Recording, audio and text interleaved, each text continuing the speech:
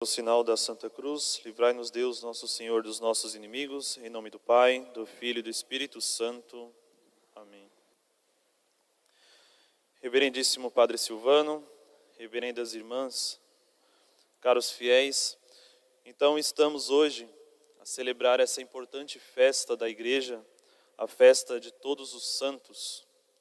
E nessa festa, então, celebramos a memória daqueles santos que nós temos grande devoção, todos os santos que a Igreja celebra também durante o decorrer do ano, e aqueles santos que nós não conhecemos, ou seja, aqueles que estão diante de Deus no paraíso, e os quais nós só vamos ter conhecimento quando também nós estivermos diante de Deus, junto com estes santos.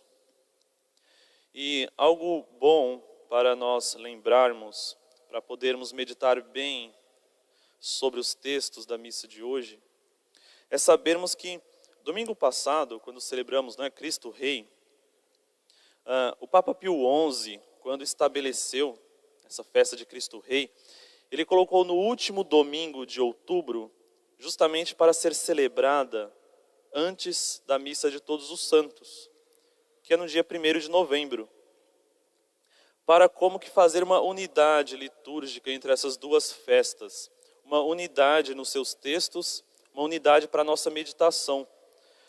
Porque vejam, nosso Senhor Jesus Cristo é Ele o alfa e o ômega, o princípio e o fim. Ele é o Santíssimo, é dele que vem toda a santidade. Portanto, todos os santos e santas vivem aqui olhando para o céu, para nosso Senhor. E depois de transcorrer aqui a batalha desta vida, estão lá junto dele, contemplando nosso Senhor reinante na sua glória. Então essas duas festas são muito afins, digamos, a de Cristo Rei e a de todos os santos. Na festa de Cristo Rei, por exemplo, a gente tem como que o início, ou então a parte anterior da epístola que nós escutamos hoje, do trecho do livro do Apocalipse. Assim diz o introito da missa de Cristo Rei, por exemplo, capítulo 5 do Apocalipse. Digno é o Cordeiro, que foi imolado, de receber o poder, a riqueza, a sabedoria, a força e a honra. A ele glória e poder pelos séculos dos séculos. Agora, a festa de hoje, caríssimos, que eu disse, é como que a continuação dessa de Cristo Rei, os desdobramentos da festa de Cristo Rei, traz para nós um outro trecho do Apocalipse, a continuação desse introito de Cristo Rei.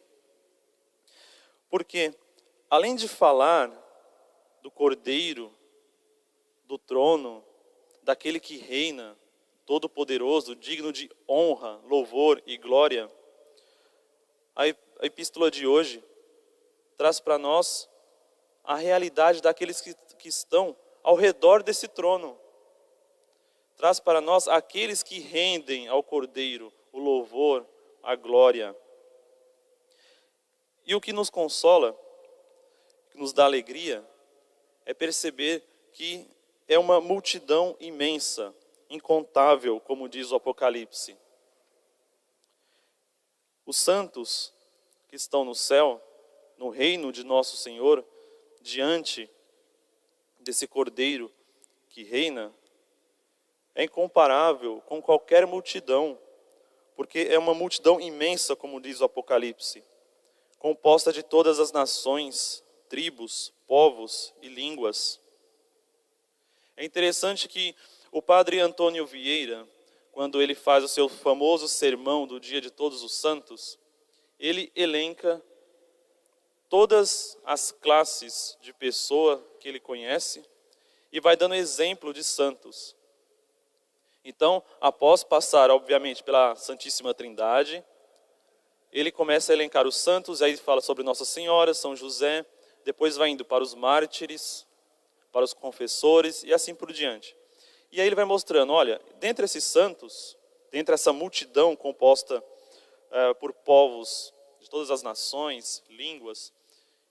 Existem pessoas, existem pais de famílias, existem padres, existem freiras, existem mães, existem jovens, crianças. E assim nós podemos ir lembrando os nossos santos de devoção.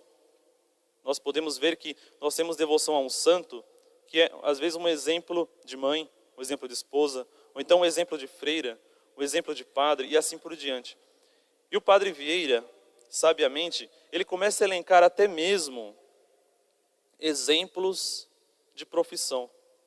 E ele fala, olha, nós temos santos, carpinteiros, obviamente que ele já dá o exemplo de São José, temos santos que mexem com animais agrícolas, temos santos reis, santas rainhas, santos que nem mesmo têm uma profissão ainda e começa a falar das crianças, santos que estudam, santos guerreiros, santos soldados e assim por diante. O Padre Vieira tem a intenção de nos mostrar a glória dessa multidão que está diante do trono do Cordeiro. E saber que existe então essa multidão de santos, filhos diletos de Deus, que intercedem por nós continuamente diante desse Cordeiro, deve mover o nosso coração a uma prática, que é a prática do bem. E essa prática do bem, ela deve ser feita justamente pela esperança de também nós, um dia, participarmos dessa multidão. Então nós praticamos o bem, e essa prática deve sempre estar direcionada ao reino de Deus. Nós temos uma intenção quando praticamos o bem. Nossa intenção é também nós estarmos junto dos santos, diante do trono do Cordeiro.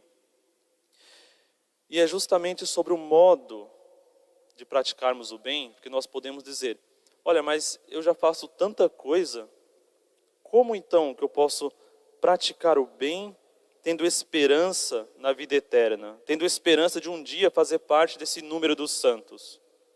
É sobre isso que nos fala o Evangelho. Nosso Senhor, Ele como que dá para nós, nesse Sermão da Montanha, a fórmula para nós fazermos parte dessa multidão de santos. Através dos seus conselhos, das bem-aventuranças. Diz o texto que nosso Senhor, vendo uma multidão, sobe para a montanha, abre a sua boca e começa a ensinar os seus discípulos. Que curioso, o texto do Apocalipse traz aquela multidão que já está diante de Deus no paraíso. O Evangelho traz para nós uma outra multidão, a multidão que caminha nesta vida, somos nós. Se a multidão do Apocalipse é a multidão dos santos, a multidão do Evangelho é a multidão dos pecadores, daqueles que estão nesta vida a batalhar. E nosso Senhor, então, abrindo a sua boca, começa a ensinar os seus discípulos para que esses dirijam essa multidão dos pecadores, aquela primeira multidão, lá da visão de São João no Apocalipse. E os ensinamentos de nosso Senhor, começa o Evangelho dizendo, né? Ele abre a sua boca e começa a ensinar.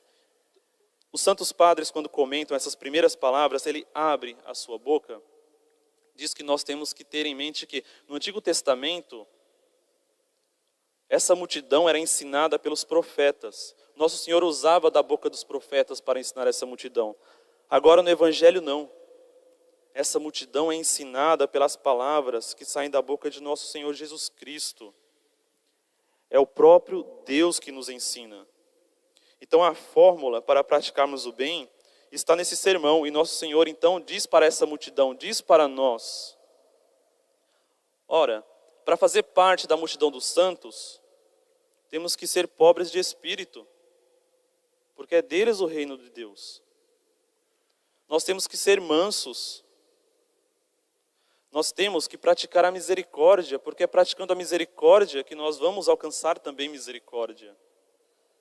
Temos que ter sede de justiça, porque são sedentos de justiça que serão saciados. E é essa realidade que vivem os santos diante de Deus no paraíso. São aqueles que já foram saciados, são saciados continuamente. São aqueles que se desapegaram das coisas desse mundo e que agora possuem o reino de Deus. Então nós não podemos ficarmos indiferentes diante da beleza dessa epístola e desse evangelho. A festa de todos os santos, que dirige a nossa devoção a todos aqueles santos os quais nós rezamos e pedimos a intercessão, também deve mover o nosso coração então a essa conversão pedida por nosso Senhor, a conversão das nossas boas obras, para que elas sejam praticadas tendo em vista o céu, tendo em vista isso, né? Vamos deixar um dia de participarmos dessa multidão dos pecadores para participarmos da multidão dos santos. Isso obviamente não é fácil, por isso nós estamos aqui nesta vida em batalha. Então peçamos insistentemente a Nossa Senhora, a Rainha de todos os santos, que nos ajude na prática das boas obras, tendo esperança à vida eterna. Louvado seja nosso Senhor Jesus Cristo. Para sempre seja louvado. Em nome do Pai, do Filho e do Espírito Santo.